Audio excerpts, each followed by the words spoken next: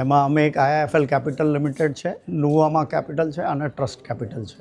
IIFL finance કંપનીમાં એવું કયા બેનિફિટ છે કે રોકાણકારો બીજી કંપની કરતાં આમાં રોકાણ કરે છે?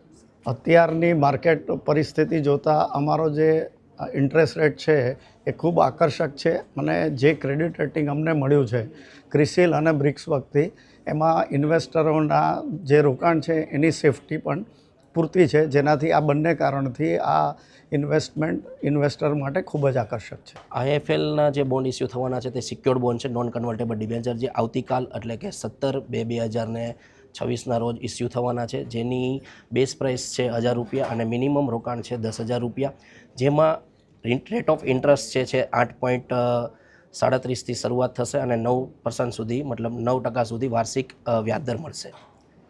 જેમાં રોકાણકારને એક કહેવાય કે ક્રેડિટ રેટિંગ જે છે તે ક્રિસિલથી AA સ્ટેબલ છે અને બ્રિક વર્ક રેટિંગથી AA+ સ્ટેબલ રેટિંગ છે, જે એવું સૂચવે છે કે રોકાણકાર અને કંપનીની જે પરિસ્થિતિ છે એકદમ સ્ટેબલ છે અને રોકાણકારને મતલબ આમાં સારું એવું ટાઈમલી વળતર પણ મળશે.